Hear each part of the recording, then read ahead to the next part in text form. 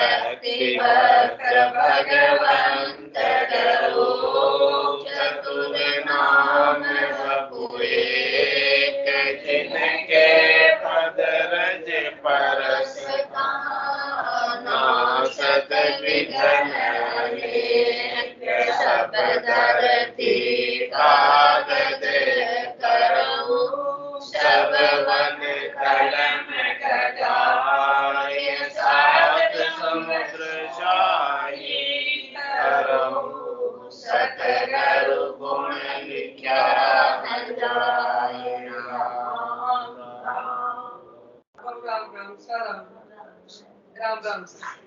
आप सभी के अंदर विराजमान परमात्मा के पावन चरणों में प्रणाम। राम। अनंत श्री सदगुरु सुखराम जी महाराज की अरबे वाणी हरजस पदरात जोगारंभी 3 आरंभ होगा। महाराज फरमा रहे, सुनो भाई संतों में ज्ञान दो, यारी मुगत न हो। सुनो भाई संतों में ज्ञान दो, यारी मुगत न हो। पार ब्रह्म बिन गाइया, अंत जासी सब रोय। पार ब्रह्म बिन गाइया, अंत जासी सब रोय। ज्ञानी भूला ज्ञान में, सब जग भूलो अज्ञान।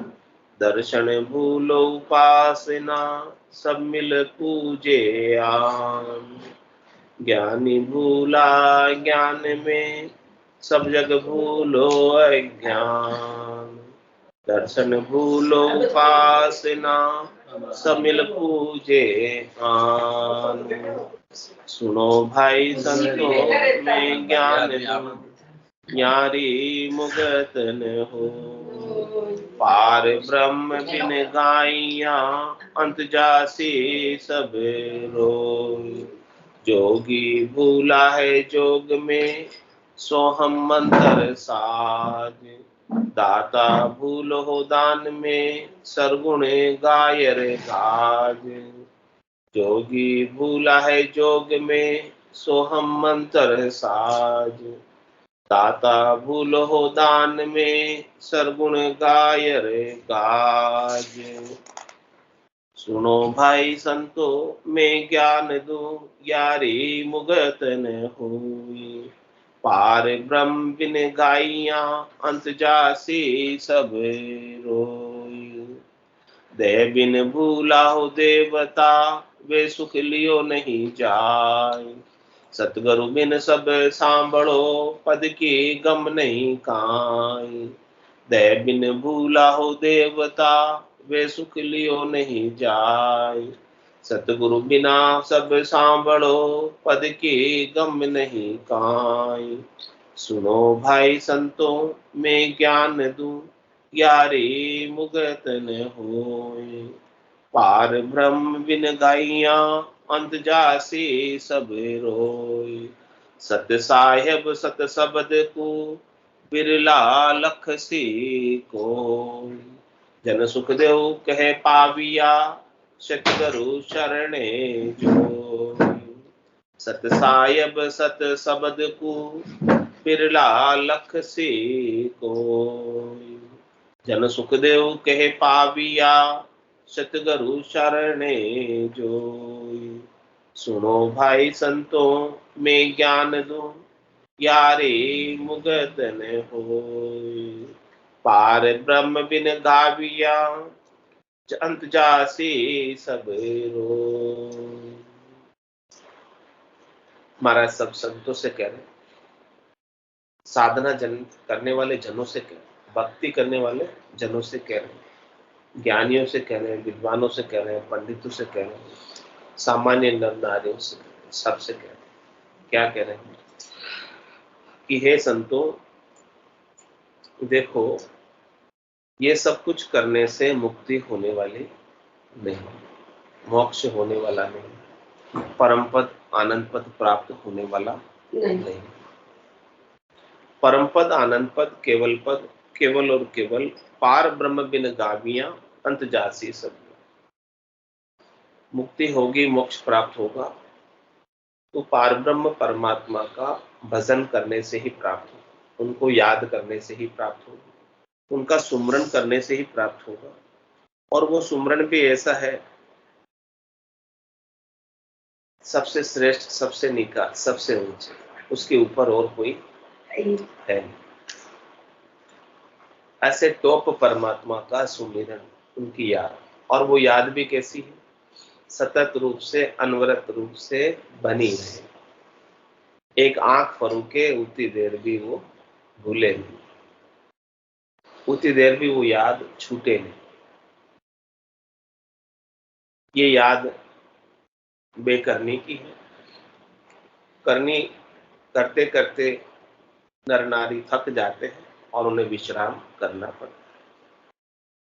बिना विश्राम के कोई करनी कर नहीं सकता। सतत रूप से, अनवरत रूप से कोई कार्य सतत रूप से नहीं कर सकता।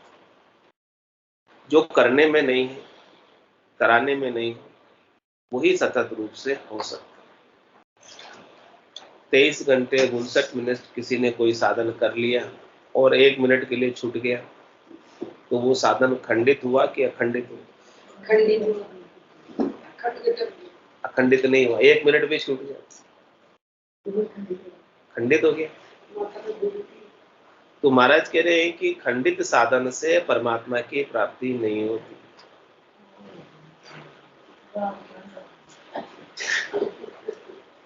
तो अखंडित साधन चाहिए, अखंडित उपाय चाहिए जो खंडित नहीं हो।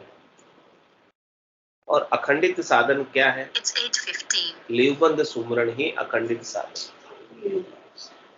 एक बार लिव लग जाती है, एक बार याद बन जाती है, एक बार कनेक्शन परमात्मा से जुड़ जाता है, तो फिर वो टूटता नहीं। लिव लागी टूटे नहीं, उठ बैठ कर, उठ रहे बैठ रहे काम कर रहे, खा रहे पी रहे सो रहे, सोते हुए भी सुमरण चलता है। क्या कह रहे महाराज? जागे जीते राम ही सिमरे, सूता हुई अभ्यास। सोने के बाद वो अभ्यास छूटता नहीं। भीतर ही भीतर आत्मचेतन अपने निरंजन निराकार पद में परमात्मा को याद करते रहे, वो अपना कार्य करता है। बस वही प्रकट करने वाली, वो चीज जागृत हो जाए, वो चीज मिल जाए, फिर वो ऑटोमेटिक है, गेबाउ है। किसी के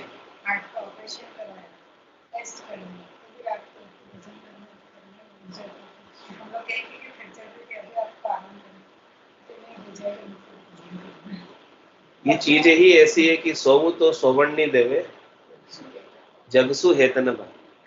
8 पोर 32 घड़ियां उड़े गिगनगढ़ में। गिगनगढ़ के अंदर 8 पोर 32 घड़ियां उड़ता रहता है पक्षी। उसका आनंद का अनुभव होता रहता है, रुकता नहीं। और कोई इसको सोना चाहे उससे, तो महाराज कह रहे कि वो सोने भी नहीं देता, जगा देता। यानी वो हमेशा जागृत रहता, वो हमेशा चेतन रहता। सोएगा कौन? शरीर सोएगा। थकेगा कौन? शरीर थकेगा। आत्मा नहीं सोएगी, आत्मा तो जागृत। और वो भजन हो रहा है आत्मा की परिणति में, शरीर से नहीं। शरीर से हो रहा हो तो वो करनी के आधार से, प्रवृत्ति के आधार से। मन से हो रहा हो तो वो वृत्ति के आधार से। चित्त की वृत्ति है, मन की वृत्ति है, बुद्धि की वृत्ति है, तो वो सब स्थूल शरीर और सूक्ष्म शरीर के कार्य। तो महाराज कह रहे परिणति जो आत्मा की है वो प्रवृत्ति और वृत्ति से अलग। और मुख्य कार्य किसका है? आत्मा की परिणति, आत्मा की जागृति। आत्मा जाग जाए, आत्मा चेतन हो जाए, उसी से काम बनेगा। इसके बिना काम बनने वाला नहीं। प्रवृत्ति के आधार से आप कार्य कर लो, कितने टके का कार्य होगा? 2%, 2% काम होगा प्रवृत्ति के आधार से। यानी शरीर की कर्मी क्रिया कर लो तो कितना काम संपादित होगा? 2%। और मन के आधार से कर लो, चित्त के आधार से कर लो, बुद्धि के आधार से कर लो, तो वो कितना प्रतिशत कार्य होगा? शेष 8%। अब बचा कितना? 2 + 8 जोड़ लो, कितना हो गया? 10% कार्य हुआ अभी। अब कितना बाकी रहा? 90% कार्य तो बाकी रह गया। तो 10% कार्य से कोई पार हो सकता है?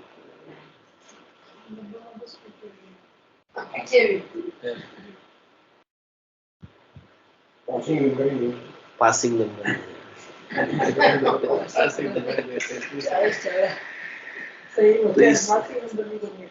इसलिए महाराज कह रहे हैं कि यदि आपको परम मोक्ष में जाना है तो 90% वाले कार्य को कर लो। 2 + 8 की चिंता मत करो। 90% वाला कार्य हो गया तो 2 + 8 तो वैसे ही हो जाएगा।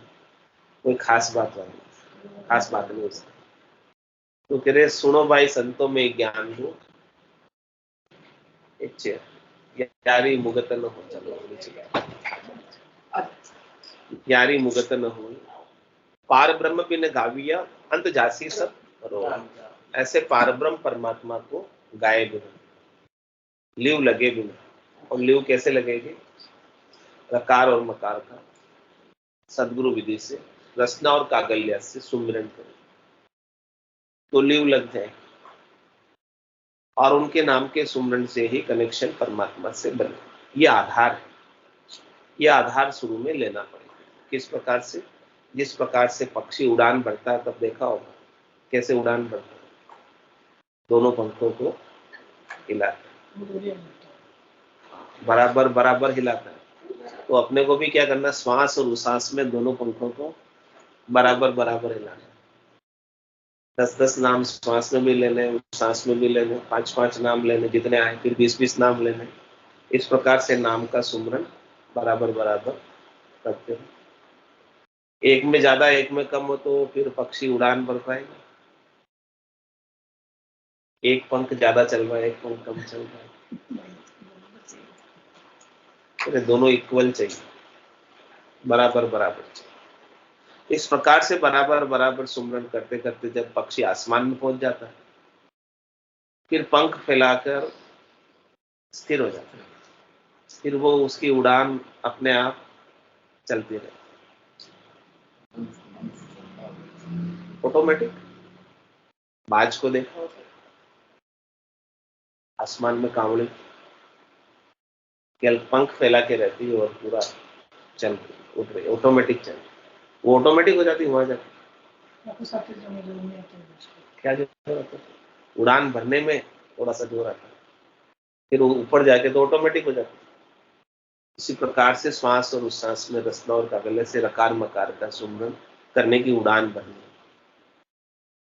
ये उड़ान भरते भरते भरते भरते जब शब्द जागृत हो जाएगा तो वो सहज अवस्था में ऑटोमेटिक में चलने लगेगा। उसमें फिर प्रयास नहीं है, उसमें फिर थकना नहीं है, उसमें फिर करनी नहीं है, उसमें फिर क्रिया नहीं। वो बे करने की चीज, वो चीज जागृत हो गई तभी महाराज काम, क्योंकि वो खंडित कभी होने वाला ही नहीं, वो कभी बंद होने वाला ही नहीं, वो कभी रुकने वाला ही नहीं। वो सुमरन हमेशा, वो भजन हमेशा चलता रहेगा। और भजन की रीत गट के भीतर बनी ही नहीं, भजन छूटेगा ही नहीं। छोड़ना चाहो तो भी भजन छूटने वाला नहीं है। इस प्रकार से भजन की रीत को अपने गट के भीतर बना लो। तो महाराज कह रहे सुनो भाई संतों में ज्ञान दूं, यारी मुगत न हो। इस चीज के बिना, इस चीज की प्राप्ति के बिना, ऑटोमेटिक गेबाव के बिना, सतनाम निजनाम कुदरत कला नेंचर के बिना मुक्ति संभव। मुक्ति न होवे नाचे गाए, मुक्ति न होवे तीरथ डोले, मुक्ति न होवे भजन साची बोले, भक्ति निसंगी मुक्ति की संत चर्चा ध्याय, जिन जिन मन आलस किया जन्म जन्म पछताए। महाराज कह रहे आलस नहीं करना, प्रमाद नहीं करना। आलस्य और प्रमाद अभी किया, यानी अभी इस चीज को प्राप्त नहीं किया तो कितने जन्मों तक पछताना पड़ेगा, जन्म जन्म पछताए। वहां पर दुख उठाने के सिवाय और कुछ चारा नहीं है और कुछ उपाय नहीं। अभी तो उपाय है हाथ में, आलस मत करो, प्रमाद मत करो और इस चीज को प्राप्त करो। ये भक्ति निसरणी मुक्ति की, ये भक्ति ही मुक्ति में जाने की निसरणी है। निसरणी मतलब सीढ़ी है, इसके ऊपर चढ़कर मुक्ति में जा सकते हैं। और ये भक्ति अखंडित है। महाराज कह रहे भक्ति भक्ति सब कोई कहे पर भक्ति न जाने कोई, साधु भक्ति भगवान की दे ही निरंतर हो। भक्ति तो सब कहते हैं कि भक्ति करनी चाहिए, भक्ति करनी चाहिए, लेकिन सच्ची भक्ति क्या है? उस सच्ची भक्ति के बारे में बहुत कम लोग ही जाने। सच्ची भक्ति महाराज कह रहे हैं, दादू साहब कह रहे हैं कि जो देही के अंदर निरंतर होती है, जिसमें अंतर नहीं पड़ता है, वो सच्ची भक्ति है। जिसे करने की आवश्यकता नहीं है, वो सच्ची भक्ति। जो करने में नहीं, क्रिया में नहीं, उपाय में नहीं, वो सच्ची, वही मुक्ति की निसरणी है, वही मुक्ति में पहुंचाएगी। तो महाराज कह रहे हैं कि ज्ञानी भूला ज्ञान में और सब जग भूलो अज्ञान। ज्ञानियों को तो ज्ञान है और संसारियों को ज्ञान नहीं है। तो संसारी को ज्ञान नहीं होने की वजह से भूले, इस चीज को प्राप्त नहीं कर पा रहे, समझ नहीं।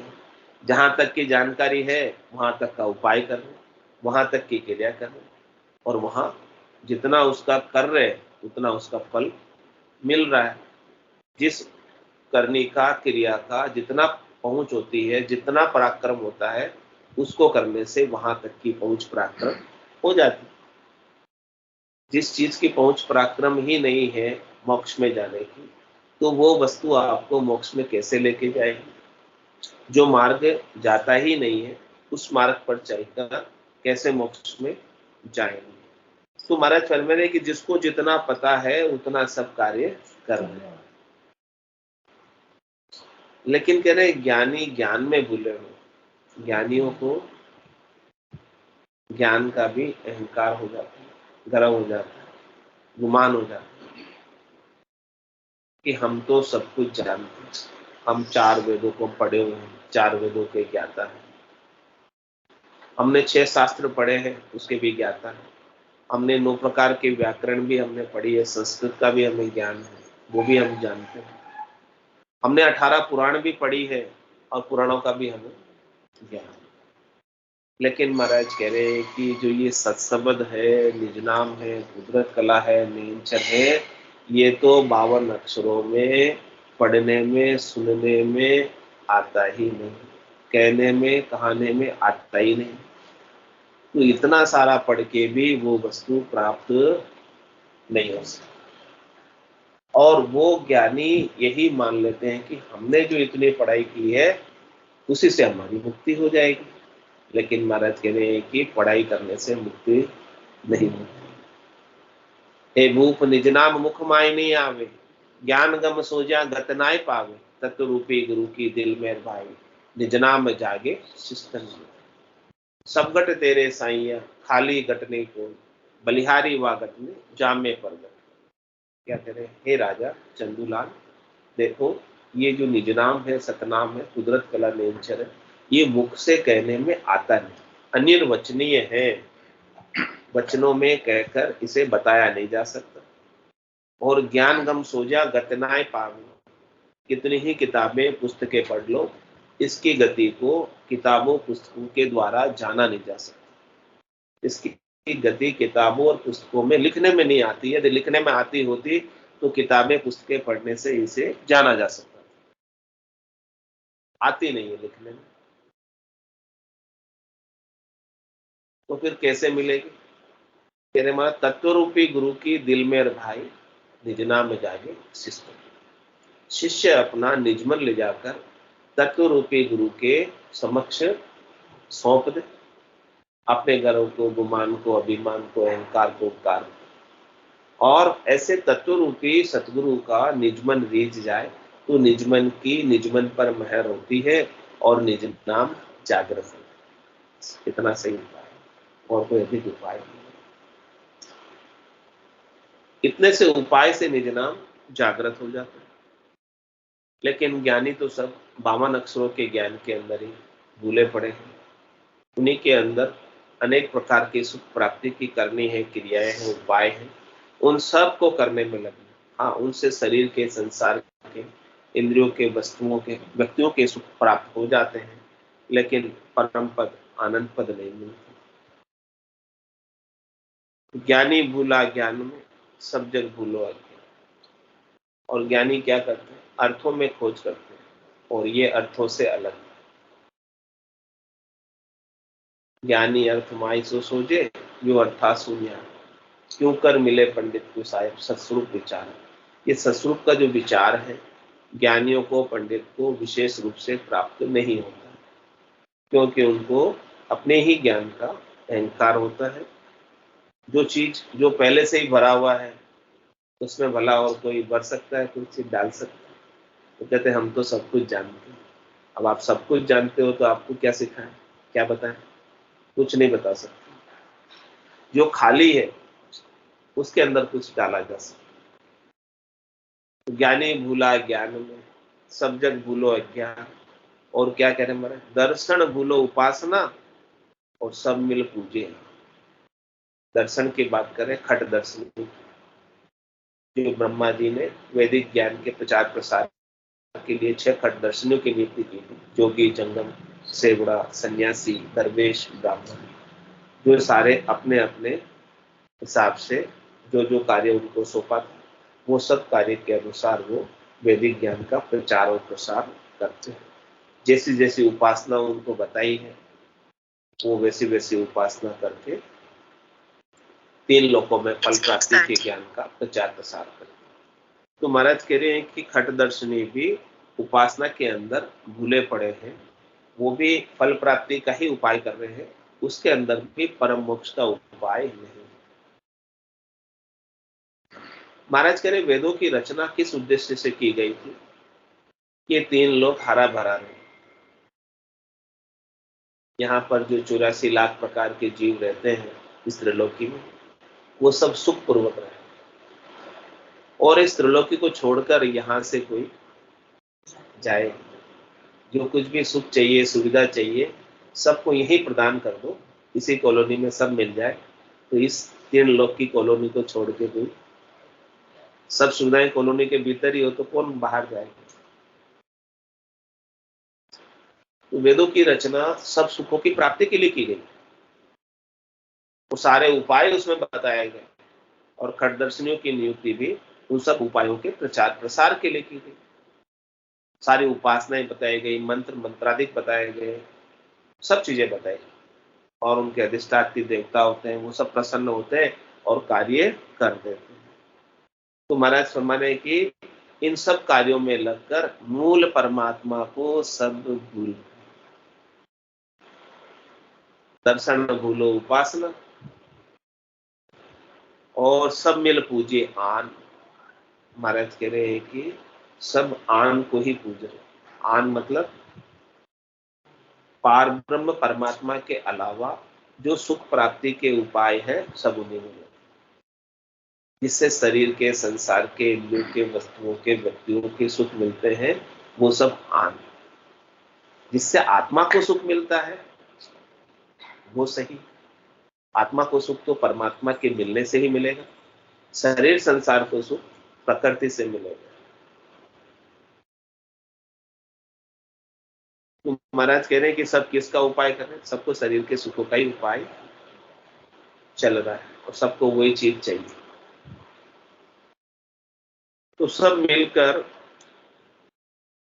राम को तो नहीं पूज रहे, आन को ही पूज रहे। राम तो किसी को चाहिए नहीं, राम जी की माया सबको चाहिए। यही हो रहा है, या राम जी चाहिए नहीं, राम जी की माया चाहिए। सब माया का ही प्राप्ति का ही उपाय हो रहा है।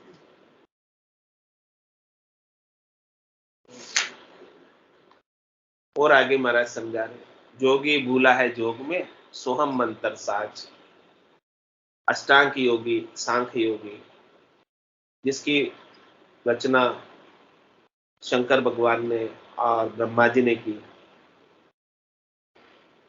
उसके अंदर भी मंत्र मंत्रादिक बताए और उन मंत्र मंत्रादिक से भी शरीर संसार के सुख प्राप्त होते हैं, शरीर स्वस्थ रहता है और संसार में सुखों की प्राप्ति होती है।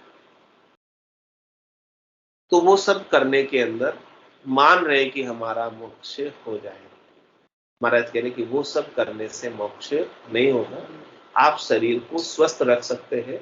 और ऐसे ऐसे भी योगी हैं जो महाप्रलय तक भी अपने शरीर को रख लेते हैं इसी शरीर। गोरखनाथ जी जैसे योगी और जो इनके शिष्य हुए हैं, वो सब महाप्रलय तक अपने शरीर को अष्टांग योग के माध्यम से, सांख्य योग के माध्यम से रख लेते, लेकिन महाप्रलय में तो उनको भी फिर जाना ही पड़ता, अमर नहीं हो सकते।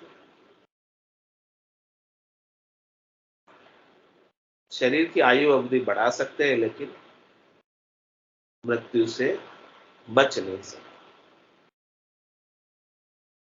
तो महाराज कह रहे जोगी भूला है जोग में, सोहम मंत्र साथ और सोह का जपा जपा करते हैं, अनेक प्रकार के उपाय करते हैं, उसमें भी अजप्पा जागृत हो जाता है। श्वासों का प्राणायाम करते हैं, ये सब शरीर के लिए अच्छा है, स्वस्थ रहने के लिए अच्छा है, लेकिन इसका आत्मा के परमात्मा के मिलाने में, इससे आत्मा परमात्मा में मिलते ही नहीं। और क्या कह रहे हैं महाराज, दाता भूलो हो दान में, सरगुण गायर गाज। दान करने वाले दाता है, बड़े बड़े दाता है, वो दान को ही महत्व देते हैं और दान करके ही वो अपने पुण्यों का अर्जन करते हैं, पुण्य कमाते दान करते हैं। तो महाराज कह रहे हैं कि दान करने से दिया हुआ दूर नहीं जाता, दिया दूर नहीं जाता, जो भी आपने दिया है वापस लौट कर आता, वापस मिलता है। जाते भैया हर्ष ज्ञान आते नाम पर भैया याद नहीं। जो भी आप दोगे, जैसा भी आप दोगे, वापस वैसा लौट कर आएगा। आप किसी को सुख पहुंचाओगे तो वापस आप सुख आएगा, दुख पहुंचाओगे। यानी किसान खेत में बीज बोता है, जैसा बीज बोता है वैसी वापस फसल आती है। बीज थोड़ा सा बोता है, फसल कितनी आती। तो दान करना अच्छी बात है, करना चाहिए। सामग्री आपकी नहीं है, परमात्मा की दी हुई, तो उसका सदुपयोग तो करना चाहिए, लेकिन किस प्रकार से करना है, निष्काम भाव से, सकामता से, कि मुझे वापस मिलेगा। यदि वापस मिलने के भाव से भी दान कर रहे हैं तो महाराज कह रहे हैं कि वो भी आपके बंधन का कारण हो जाएगी। उन सुखों को, उन पुण्यों को भोगने के लिए वापस शरीर धर के आना पड़ेगा, यानी मुक्ति नहीं है। पुण्य आपके खाते में क्रेडिट रह गए, जमा रह गए, जमा को भी तो चुकाना पड़ेगा, नाव को भी चुकाना है, जमा को भी चुकाना है। दोनों जब तक नील नहीं हो जाएंगे, जीरो बैलेंस नहीं हो जाएगा, तब तक तो जाना आना लगा रहेगा। हाँ, सुख चाहिए तो सुख बांटो, वो चीज तो अच्छी है, लेकिन निष्काम भाव से, चाहना के भाव से नहीं, क्योंकि मुझे सुख लेने के लिए वापस शरीर धर के आओगे तो फिर जन्मना मरना तो लगा ही रहेगा, छूटेगा नहीं। तो महाराज कह रहे कि दाता दान करने में भी भूले हुए हैं कि हमारा काम हो जाएगा, हमारा मोक्ष हो जाएगा दान करने से। महाराज कह रहे हैं कि दान करने से भी आपका मोक्ष होने वाला। दाता भूलो हो दान में और सरगुण गायर लगाए। कह रहे हैं कि जो सरगुण की उपासना करने वाले, आकार की, रूप की, स्वरूप की उपासना करने वाले हैं, वो सब गाने में, बजाने में, उसके अंदर भूले में कि हमारा गाने से, बजाने से काम हो जाएगा। तो महाराज कह रहे हैं कि गाने और बजाने से तो कानों का सुख मिलता है, कानों का रस होता है, गाना बजाना, नाचना, कूदना, ये सब चीजें इससे क्या मन प्रसन्न होता है और इंद्रियों को सुख मिलता है। लेकिन वो परमात्मा तो इंद्रियातीत है, उन इंद्रियों की पहुंच नहीं है उन परमात्मा पर। इंद्रिया उस परमात्मा को देख नहीं सकती, सुन नहीं सकती, बोलकर बता नहीं सकती। तो ये सब कार्य भी गाने बजाने का भी कहां तक हो रहा है? हद तक का ही हो रहा है, मन तक का ही हो रहा है, बुद्धि तक का ही हो रहा है, चित्त तक का ही हो रहा है। लेकिन वो परमात्मा तो मन बुद्धि चित्त अहंकार से अलग है, स्थूल शरीर से अलग है, सूक्ष्म शरीर से अलग है, कारण शरीर से अलग है, महाकारण शरीर से अलग है। ऐसे परमात्मा को प्राप्त करने के लिए तो सत काया चाहिए, संत काया चाहिए, दिव्य काया चाहिए, दिव्य नयन चाहिए, दिव्य चक्षु चाहिए, ब्रह्म चक्षु चाहिए। ऐसे दिव्य चक्षु संतों से, सदगुरु से, केवली भगवंतों से प्राप्त हो। वो ऐसे ज्ञान की दूरबीन हमें देते हैं तो ऐसे परमात्मा के दर्शन हमें हो पाते हैं। परमात्मा निरंजन निराकार है, अजोनी अजन्म है। आत्मा निरंजन निराकार है। इस निरंजन आत्मा को निरंजन परमात्मा में मिलाना है, तो उसके लिए संत सदगुरु इस निरंजन निज नाम का सारा आसरा बता, उसके सहारे से ही ये निरंजन आत्मा निरंजन परमात्मा में मिल सकती है। इसके बिना तो ये सारे उपाय जो हो रहे हैं वो शरीर के आधार से हो रहे हैं या मन बुद्धि के आधार से हो रहे हैं। शरीर के आधार से होने वाले उपाय प्रवृत्ति के आधार से हो गए, मन बुद्धि के आधार से होने वाले उपाय वृत्ति के आधार से हो गए, जिनका योगदान कितना है 8+2, 2+8, 10%। लेकिन 90% कार्य तो फिर भी बाकी रहता है। इसीलिए महाराज कह रहे कि 90% कार्य को करना है तो सतगुरु बिन सब सांभलो पद की गमने। सतगुरु के बिना ऐसे पद की, आनंद पद की, केवल पद की, अपने स्वरूप के बोध की, सत स्वरूप की जानकारी नहीं होती। हाँ, और महाराज फरमा रहे हैं कि देह बिन भूला हो देवता, वे सुख लियो नहीं चाहे। देवता पुण्यों का अर्जन करके देवताओं के ऊंचे लोकों में स्थान उन्हें प्राप्त हुआ, वहां पर उनको काया जो प्राप्त हुई है वो तेजपुंज की काया है। उनके पास जो तेजपुंज की काया है वो काया कैसी है? कार्मिक काया है, यानी पुण्यों के भोग के लिए उन्हें काया मिली है, कार्जिक काया नहीं। लेकिन अपने को जो काया मिली हुई है मनुष्यों को, वो कार्जिक काया है।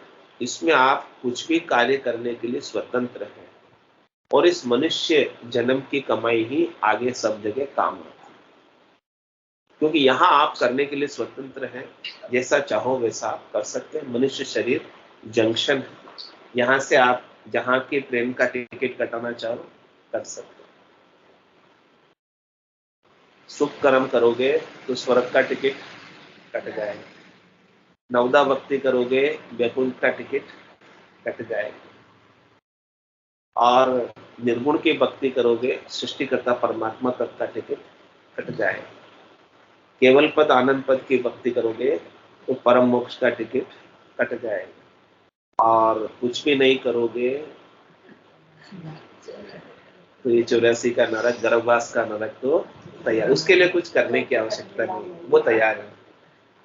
उसके लिए कुछ नहीं करना, सत्संग में भी नहीं आना उसके लिए,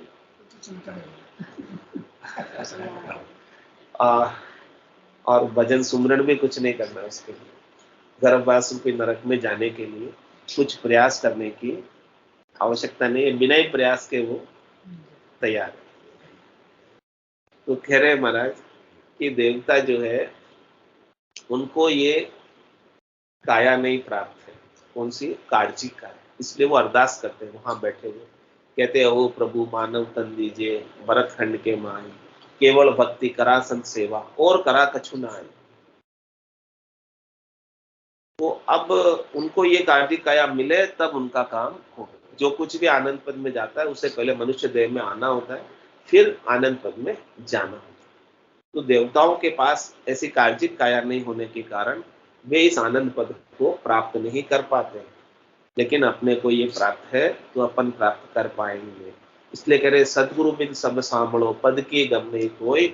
और कह रहे सत सायब सत शब्द को बिरला लक्षित।